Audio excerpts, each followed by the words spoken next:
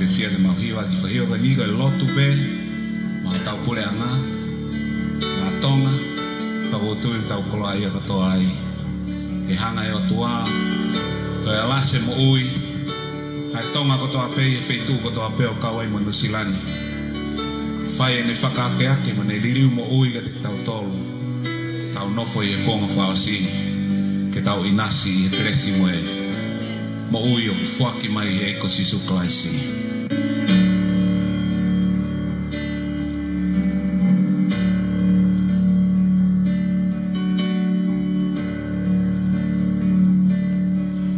Oh Lord, we pray that you may look upon us. We confess our sins and seek forgiveness from above. We know thou art the way, the truth, and the life.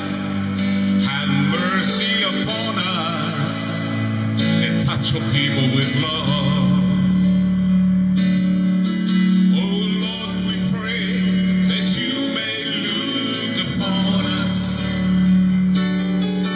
We confess our sins and seek forgiveness from above. We know thou art the way, the truth, and the life. Have mercy upon us and touch your people with love. Take our nation, God, again. Take our nation, God, again. Lord, we pray. Lord, we pray. Lord, we pray for revival in the land. Take our nation, God, again. Lord, we come to you and we cry out for our nation. For your loving hands to reach down to our land. May your Holy Spirit come and move in us, Lord, and bring revival to the land of Tonga. Lord, we come to you and we cry out for our nation. For your loving hands to reach down to our land. May your Holy Spirit come and move in us, Lord, and bring revival to the land of Tonga. Take our nation, God. Take our nation, God, again. That's our prayer, Lord. Take our nation. Take our nation, God, again. Lord, we pray. Lord, we pray. Lord, we pray for revival in the land. Take our nation. Take our nation, God, again. Take our nation, God, we pray.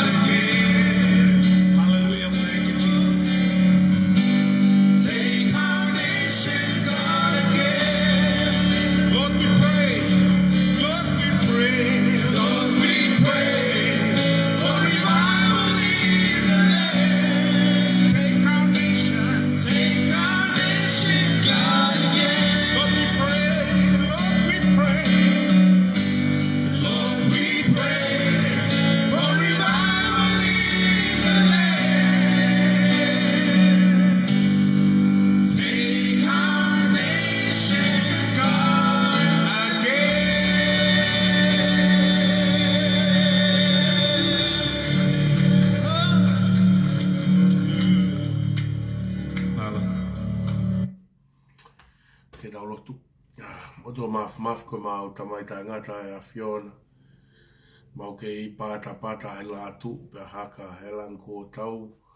E mau ilo pau, e mau whawheta, mau whamalo ki o a Fio.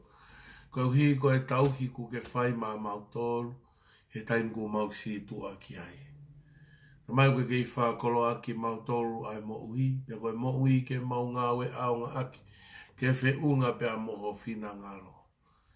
Mau alu mo foki, utu mori lingi e mo ui koeni, koe mau tui e ku tei mo vai pe. Kai whawhetai ko ke resi ku ke kei whaka inasi aki mau tolu, e mau whelongolonga i mo ui ai he funga e ngā luope. E si tāpui ki nage nau tolo ku nau whanongoa e mau polo kalama. Mo tataki ki mau tolu he halau ko tono mo moni. Ko kau whanongoa e koe mau lotu e apea mo e huwhe ki na lau maari e maa oni oni. Whakapito nau loto mo nau lau maari e koe uhi koe wholofola maa mo maa oni oni aho a Fio. Ko tamai e ki e huwhe ki na ange o tua. E kei I hoko atu ai be hono whakamaha. Whakange esi, whakapito ai ho lau maari e maa oni oni. Ke kei hoko e fua ono longu tu. Koe rea ia aho wholofola aki ai whakarea. Aho lau maari e maa oni oni. Koe uhi ka mau lutai mau whe ofani. Mo whe koe I halafononga mau mo ui. Whakatoka ai aho mo no alunga. E nā ke ako me ka mau kalotu me mau pehe koe mau tamai o ke he wani. Ki tā kua ho wafa. E hoko mai ho pure. Ke whai ho whina ngalo I langi pe whoki mahamani. Whak mai au na mau mea kai kia nai. Pe whamore more mau ngahi anga hala. Wangai koe mau whamore more ang nau tolu fua pe ku maua mai. O nā ke tuku ki mau tolu ki ai ah. Whakahawhi ki mau tolu pa me he whiri. E kua wai pure mo e maalohi. Mo e koloria o tangata. Pea tangata. Amen. Kore peke u whakamalumalo, he tala whakatapu kakato e whonua pea mo e lotu kai ata pe mua, pea mo e motua se wani te ai o tua, pea mo e tangata, ke whakahoko atu e tau polokalama a ususu fulu te whakalau maari e a koeni pea whakamore more pe, a ki motolu kau whanongo, au gulahi whau e tō nou he weekend, koe uhi, koe lawa atu ki sene he nau katoa ngā, pe ne fuwhe mo e kina au pito, ai ngāhi whakawhe, pea mo hono ngāhi alunga o sene, nau tok whoki mai he pōtu apule lulu, e whefto apule lulu, ko isolation a taha whā. Koe palopare mā, he ku ongosia e sino, ki mau he fulu, ke flu, pea aku nai mea na ke lava hata upolo kalama nea fi a honi ko ngoi peo ki mama ku mau o ki iwi pea o ku hawani kei mapuni pe ihu mo mea ka ko ngoi au ko si mau iwi e whai hata upolo kalama usu fuluti whalau mahari he pongpongini mo hawat ka e fiafi o hatau ki whai ka mahari ai pea toi ai matau ki whai puluwawe. Koe whoka aho e nia, o wanga maheni ke whaau suai, ai aho toko naki, ya mo pumuata pologlafa koe ah malolo ya opa mo e whamiri, ka koe uhi koe usio atu koe ni koe hoko atu e lockdown ni, pea koe tui kuma wange hau taimilah, ka puni ai mo ana e whangalai o ne, toki awa pe ana e whangalai o ne, I he wike ki tua, tople rulu wiki tua koe o se a tawha, e ku quarantine ya ku pehe anga koe o tuunga o aho mo alunga koe aho ni ko fe mau bege ki tala noa he ku ki lahe longoa longoa a teu o Filipare mia na tawe da toko longoa e fai pe I he fili fare area ya osi fare area ko me koe na ku whanongo I ke rea koe ai hoi ke o sene I loa mailala koe manu e ka hore rea pe he koe ne tuana he tai nimi e o se te kolo e foi mea e taha o kui ai pe mea e ke hoko mai ke hoko atu ke he tau talanoa pe ai pe mo mea ke hoko mai pe tau lue pe mo talanoa mo tau lotu pe ke o tua ke ne tataki ai ne se wani timo e tamai o eiki I he hala whanonga whaingata ako eni o tau fuesia ko to to mai pe a ipseri pe ko to fi hane ta no a ko ipseri ko ni Ka koe uhi, koe huunga tonu ke teu e Filipare mia. Koe kui piseri beni na ku ngawe a ke malanga ai aho tuku fonua o sene. Aho tuku fonua ko sene, na ku ngawe a ke ipseri koe ni. Ai tohe a Filipai wahe wha. O ku mahu inga au pito, ai ipseri koe ni ki he teu Filipare mia. He kohono ngongoa, mohono longoa, o mea koe o ku hoko i he fonua mo teu e Fili, hange koe ku lawe. Na whanonga neu he polokalama a mapa tau malolo a neu, pia mōni a mapa. Tau e ririu ai mea me he wafe hongo fulu, ko nistu tone Fili fonga Fili fo ou, ko e Fili tangata le rei tahaeni kua whai. Fili tangata le rei tahaeni. Pia kai ke toi ala vare Fili e kau minista ia. He kui hene kau tumu aki tangata o ngahi mala e ke nau fua fatongia o fe kau aki pia moeha. Mo nau ngahi mala e.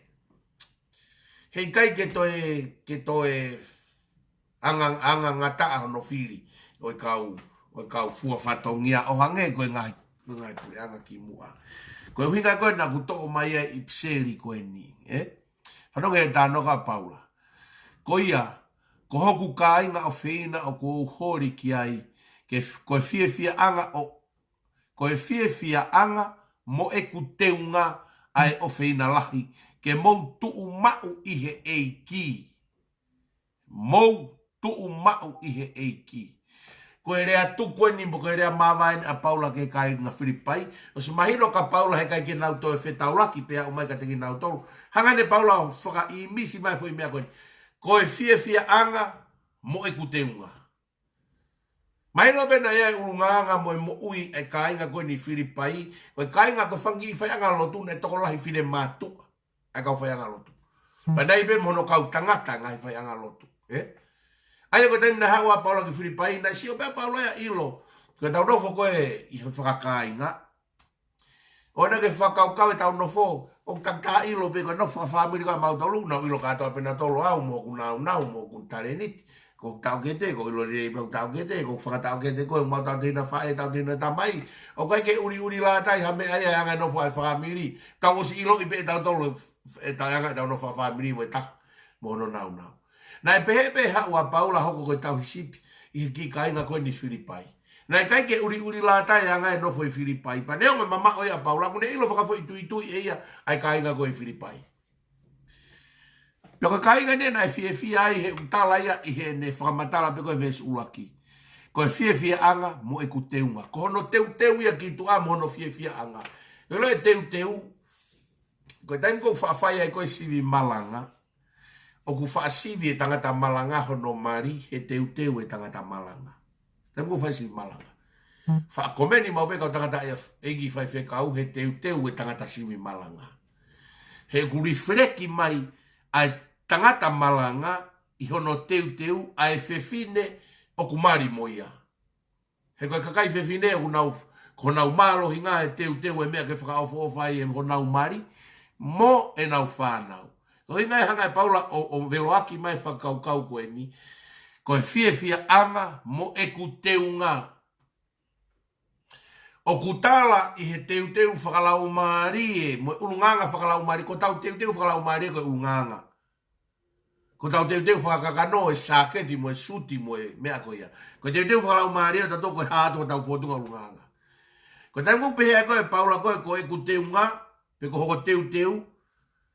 Koe ulunganga koe ku hahe kainga koe ni Filipai, o ku whakahaa tua e tau hisipi mo e tau i whakalau maari ka teki nau tolu ko Paula. Nai pore a Paula he kainga koe ni he nerea tuku nai whai ka teki nau tolu. Pore a Paula. Nanga rewa e Paula o talanga nau tolu. Koku fie anga ki mo tolu, ko him hoku ko mea mhoku te unga. Mahino mai koe kainga lelei e ni whakaulunganga. Kainga lelei e ni e nau toonga whakalau maari e. Ka koe hui koe nerea whakaosi o kune o mai e ngahi a konaki te fito ke whakatuu mau ai ki nau tolu. Ulua ki pe koe ne talangi ke te ki nau tolu. Ke mou tuu mau i he eiki. Fai ngofua be ke upe he mo tu uma o he we siriana. Koe sias. Fai ngofua be ke upe hatu mo tu uma o mo mate maatonga koe korisi. Mo tu uma o mo halalo toka yano koe kolo. O ku fai ngofua ke ai ngahi mea ke tau tu uma ua ke halafononga. Ka velo ke mai paula mea koe nigea. Ke ia e taha ke tau tu uma ua. Mo tu umau i he eiki. O kai koe kolo, o kui kai koe korisi, o kui kai koe association ni, he koe association ni, o ku hange koe ni, o koe be association ni e kau ensinia. Koe association ni kau toke tā ngahi mala e whakaako, o koe be nau ngahi association, i kai, o kui kai ke tu umau he ngahi association ni koe ia. Koe ngahi association ni koe ia e hau pe he taimi, pe alu he taimi. Kai kore a Paula ke kainga koe ni si pore a Paula. Kono fia anga mo kono teunga. Mo tu umau he e ko si sukalaisi. Tonga. Koe ongo ngoa a koe ni he fonua he teu firi. Koe uhi koe tau tu umau ho tau ngahi wahenga. Tu umau ho tau ngahi kori sina tau wako ai. Tu umau ho tau ngahi tui whakapolitikare. Whakapāti. Ngai mea whai ai tu umau malonga ai. Pia tangitaha mai ene uhinga o whakatatau ke mea ku tu umau ai. Moelo ka pana tu umau. Nā mou tu umau he eiko si sukalaisi. Koe hau e whai ngofua. Si ange moe whakamore paanga. Moelo mea whakalau maria ilo whakalau maria pei. E ai atu ke tamo ko ke fili pare mia ta ke tamai ko. O atu pe ke tangata e ki pare mia ke fai fe kauna e ke irere pe nerere. Mea fai he ahon. Fataha nga hisi asi ai ke ri fili lakanga. Fotu mahata. Ke faka fo fa pe fu fa dongia e kau tangata ko na. Tu ko atu pe ke na to e hoko atu hata ko ta. Ko nga hiangi e lau mari. Ko e kakai ko una tu uma ke eiki. O ku nau fulu taha, lau maari e taha, pea nau tui, pea nofo ai moerea koe whalala. Ilo e tūnga kou whaelongo ahe aho ni, kua mata ke hue poto ia. Hue poto, hue mea whakaako, pea tau whewhusia ki ai, hue mea whakakolo, alu moe hue mea whakapati. Ai ngahi mea unau tūmau whakafo i tui ai, ngai tūnga unau iai. Koe tūmau he eiki, te ilo, te ne whakaaho mata whakalau maari. Pake ilo e mea totonu hono taim totonu. Moe tangata totonu. Pea e taki whakalau maari e i koe, ke merino, moe wheo ofani, pea solo wape hala whanonga, o i gaito e ai, ha afungi ai, ke ha afesio sio whaki ai, ke ha wahe ai. Pehe, ka inga e whakakore a Paula ke motu mau he, i he iki. Sio ke veso no wa, peo no rea.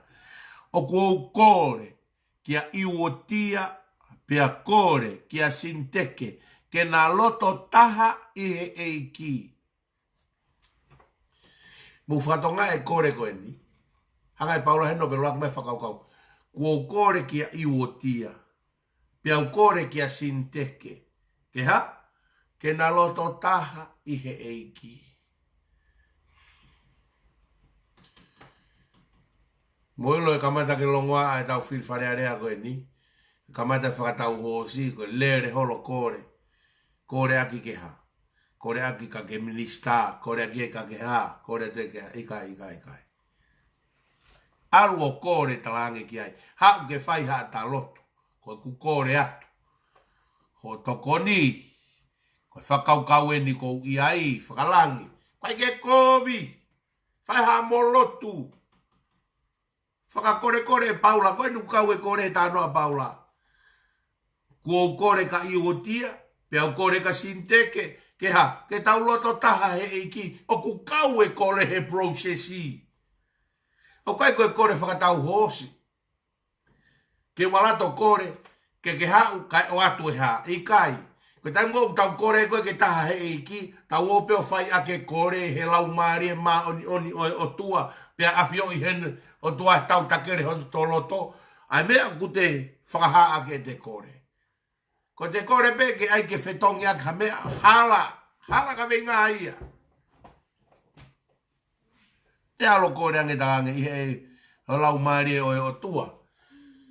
Ko tui o ko kei whiunga pe. Tau re i pe. Te kore talang. Te tau re tatau pe ka pau e whetongi pe fohe. Whetongi e ki waka he kai toi ririu e whiunga mo ngā ue. Kei puke pe tau kau minista. He koe mea koe pau ke whiri mai toko wa ke whai. Ai whiri. Moiro e kore koe ke tau ke taha he eiki. Mo wo roto. Kore whe maulai taha. Roto kore ke o tuai lau maari e totonu. Mai he pare mia, tokon pare mia, kau minista. Kau kandeteit whare area. Mou lotu ke he o tua ke no mai lau maari e taha. Moe loto maa, moe lau maari e totonu. O kui kai koe taktaha whakakau-kau i ne whakakau-kau whakapoto. Ko talatu.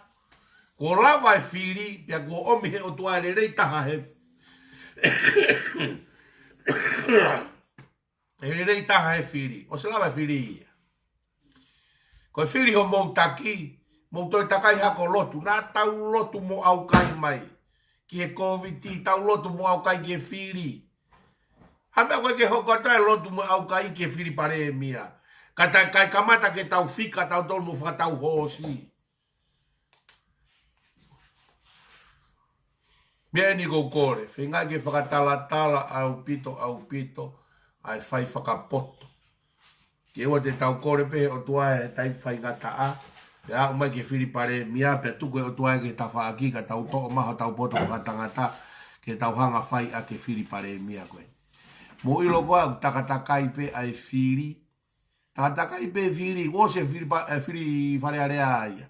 Ne oe oho ai whiri he recount. Whakahela mo whakamore iwi, whakamore paanga. Ko e rei tahai ni tau le whiri a tonga toi ririu e wafe hongo fulu. Koutu iau ke lau koe koe. Whiri le rei tahai. Tangata le rei tahai. Hena e lotu mo au kai e whonua me i tonga au ki niua mo niua koe lotu au kai. Nā tau awe ke o tua ke whai o tau whotutu. Pakoi ni kua umai ke pare meawa. Tak ta holomui mai au ai e nau ngai fwoi fika. Ai mo nau ngai unu whakapoto, ai mo whakatau hosi. Ka taki whakatalatala pe ho tau poto tu ke ta whaki ka tau lotua e ni. He koe kaua e o tua hange koe kore ka sinteke. Mo i wotia. Mo loto taha he eiki. Loto taha he eiki.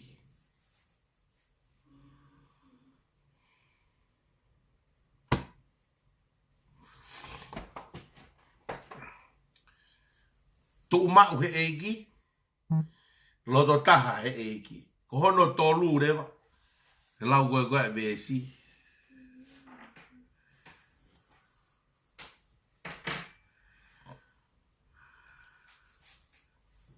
Asi mai tau ya.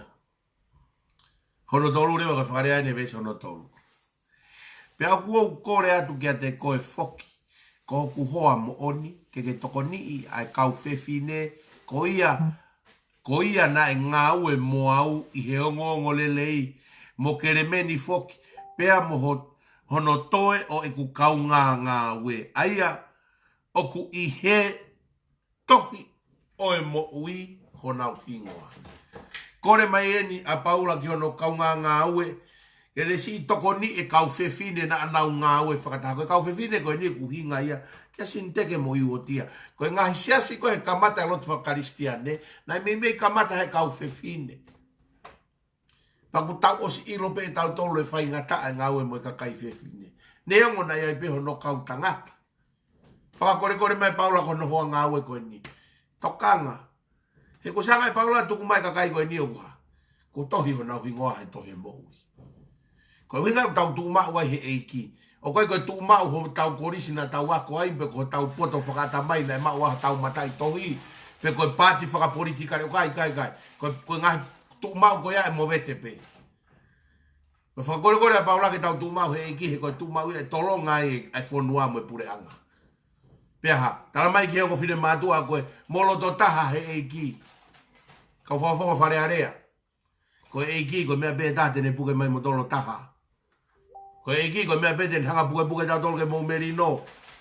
Mo whire pare mea tonu. Merino e hala whono ngau e whakataha. Ko e ki. Tene mai mo tolo ke mo taha. Roto taha. E koe whakakaukau e tū mau. Roto taha. Koe kakai ia i he eiki. Koe kakai ia ko tohi o nau hi ngā tohe moui. Whakau sire vai vei sono wha. Whanongi he. Vei sono wha. Fia mau ai pe i he eiki. O kuou toe pehe atu fia. Tū mau taha. Taha koe ai tohi ai moui he eiki. Pea tau fia rewa he eiki. Tonga. Hako tau longoa ai. Mahino ko tau mawahe me eiki. Hau tau longoa ai. E ka pauna tau tū mau he eiki. Pea tau taha he eiki. Pea nuku tau fia. O se whiri e ua. Longoa a.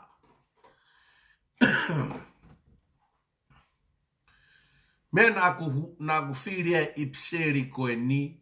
I he ku malanga koe ni. O tuku whonua. I sene. Mea nā ku whiri e ipseri koe ni. He nā ku osi ilo pe e au e mea e au mai ki ai te whiri pare e mia koe ni. Kamata ke au hia. Ai kau kandidati mehe mea nā tau whai mai he hala whono. Nā tau malanga, nā tau lotu, nā tau kore ki he otua. Ke ha, tifo mai hono lau marie, hono mawhi moe mawhai. Taaki moe aka e kovi mei tonga, kai whiri mai haka kai rerei. O hange, koe la koe fie fina ngalo e hau o tonga. Mou, whiri, whakapoto poto. Mou whiri whakapoto poto. Mo whiri haka kai o tū mau he eiki.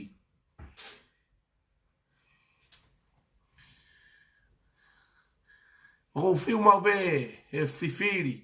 Ai hanga he ulak wha o mai ai vesi. Ai miko ne lau koe ia ai sea pe ko Isaia. E auha hoku kakai he masiva ilo. E tau mai he ulak wha ai fo i vesi ko ia. O whai aki ene fuafua malanga. Leko nofo whakaukau ki ai ko. Nā kulea keni whakau sake malanga i sene. Leu no whakau ki ai. O ku mata a hono ti whaini he tangata poto. Tamai Solomone. Koe manawahe ki a Sihova. Koe toki kamata e tangata ke poto. Koe afe me he kovi. Koe iloia. Ongo mea koe qualification ke ongo mea kua na ke kepe. Manawahe kai kamata ke poto. Afe me kovi ka ilo. Ku ke poto he ilo. Ke poto he ilo. Moilo ko palpare mai he aho ni nei ki hanga o tua whakarea he lau maria tu pou laki he ne ulak malanga e au hau ku kakai he masiva ilo. Ko e poto ko tau lau i maamani ko tau tolo o peseti lai taha i maamani he kau toke taha filosefa mo e maa mo e PA o whakatatau ke tau population di. Poto ia. Fefe ilo. Ma o lalo taha ilo i tonga dai. Ma o lunga rekote e poto. Ma o lalo ilo. He koe hae mea peang ma o lalo ilo. He koe toi awhi kau poto ia mehe kovi. Pia tu pe kau poto. Lau koe poto ka ha kai ke toi awhi kovi ia ne ipi ai. Ipi he afungi. Koe awhi mehe kovi, awhi mehe afungi. Ipi he whea uaki. Koe ilo ia. Kute awhi mehe kovi. Lau koe poto. Whaka atamai. Kai tau ipi pe ia he kovi. Ko mea kui koe tae ilo. Masiva he ilo na lau kia tupo ulaki. Nei ke rea ake tupo ulaki ne ulaki malanga. Auha hoku kakai koe masiva he ilo. O tau kakai o ako poto. Kai tau o mai peo ipi he. Heha. Pato he kovi. Pato he kovi. He koe ilo ia koe afe. Mei he kovi. Maalunga e tuunga whakaako. Mauralo e tuunga whakailo. He koe mea fua o e ilo, koe afe me he kovi. Koe kau paipa ako, ko nau tolu o kou pato he kovi. Koe ke nau afe nau he kovi. Pihat ke whiau aki pato ai. Pihat ke tono pato ai. Pihat ke kai haa whai hala pato ai. Koe kau akoi, kau poto akoi. O nau tolo ulahi tahe opo he kovi. Koe masiva ilo ia. He koe ilo koe afe mei he kovi.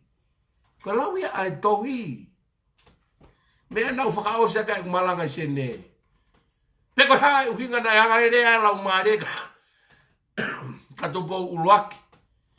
Kene malanga ake ko ngā tohi ko ia. E auha hoku kakai he masiva ilo. Iyo. Koe taha ne whakailonga e masiva ilo eni. Ai longoa a he te uwhiri pare e mia. Kamata ke hu mai ngahi mea noa ia. O opo ai e kau potomo e kau wako. Kaiha, ngalo a Sihova. Ngalo e tu umau ia Sihova. La ngalo e loto taha ia ihe eiki. Ngalo e fia ihe eiki. Tonga, tau tu koe masiva ilo, he koe ilo koe afe me he kovi.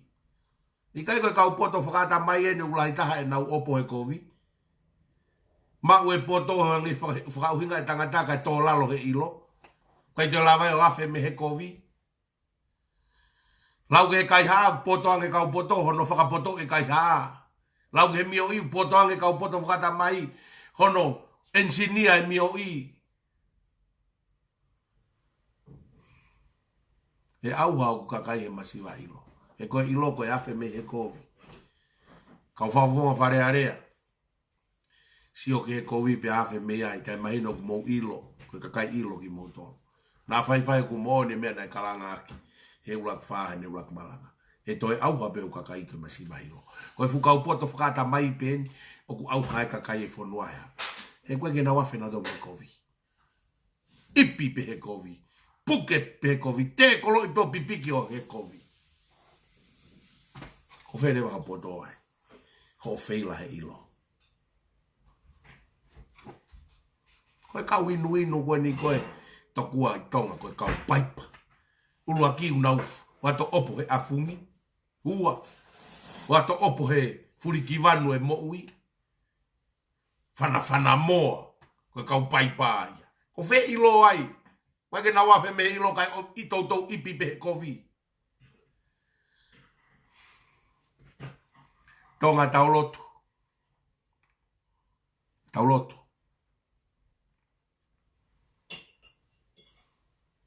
Mea nau whakamai ke urea e bongbong ini. Whakatokanga. Whakamanatu. Whakamanatu ke tau tu umau he eiki. Wake tu umau he whakapoto. Kaka tu mau he ako, tu mau he eiki. Mea whakaulunganga, mea whakamolare. Tau loto taha he eiki. He koe eiki kune hanga oha. Koe taim kou tau loto taha he eiki, pa koko eiki ko tau taki. Tau fia he eiki. Kai ngata pe tau fia he eiki. Kaya. Tau wafe me he kovi kai lau tau toko e kakai ku ilu. Ka pau lau tato koe poto kai tōtou opo he kovi, opo he afungi, opo he whiauaki, opo he tono, opo he konokona, opo he turimoa. Tau masiva ilo tau tō. Whakatokanga pia aku ke kau teu whiri pare mia, me kau whafofonga whare area. Koe whakatawheanga e tāpuagi mo e monu ia ki tonga ko mou tolu. He ko mou tolu o ku tuu he whonua. Tangane pare mia lolo tonga. Koe ne o mai e lo tu ke ha, ke nao whakataha pia moel pureanga. Malu ai, monu ia ai, tāpuaki ai, tautakere kere si e whonua. Tokanga mo whiri pare mia koe ni, na ngalo e o tua he pare mia te muhanga whiri. Ia whalala mo tolu ki e poto whae tangata, ka tauri aki ai o tua. Mou tokanga.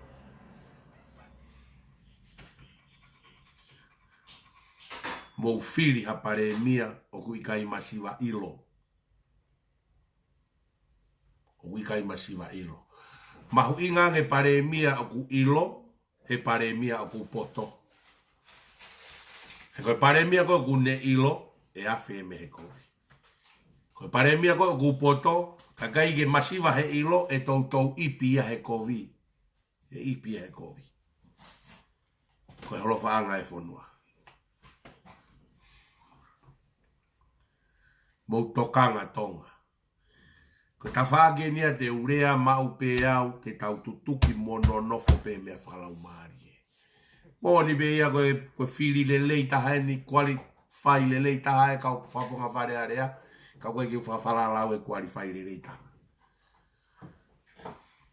Whe mau ke pāsi ai mea whakaulunganga.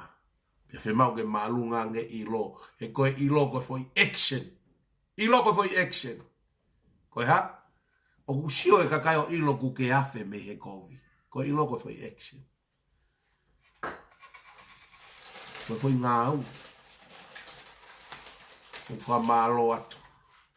Ma ko tau fai nga mari e pongpongi tau tano ai ke folofola mamo ma on ai o tua. Mo whakatokanga pe. E koe whatongia pe e manu e kaho. Te urerea pe. O rerea a ki e folofola ai o tua.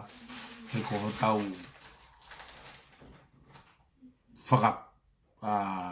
whakavae ia koe o kutonu pia malua e whonua. Ko o whalahe ka mōtoro. Koe kau PFT nei o mai. Koe hui koe tō moko se polo kalama he wikendi. E whakama opo e ke tau malanga a pongpongi. Koe tau malanga a pongpongi. E kau PFT ka atoa nei o mai lotonga koe kumama o mei puspeini. E tok lotu i whakangataha ngā hingoa koe a pongpongi. Ko o whalahe ka mōtoro. Ke whai tāpe kina mo tolu e o tua.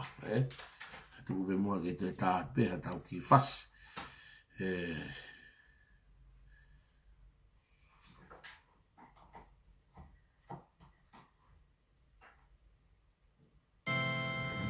Start selling online with Shopify, the e-commerce platform that's trusted by over 1 million businesses.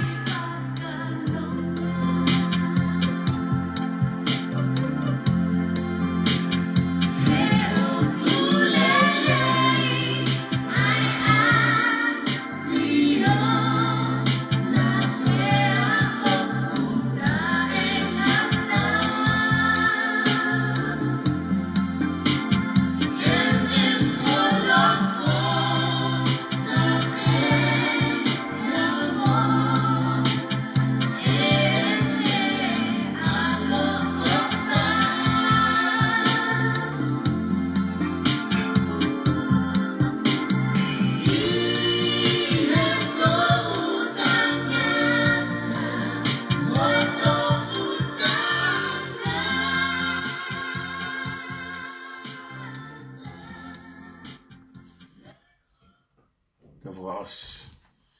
Pea koe keresa tau e ko sisu kalaisi a whaetua koe tamai.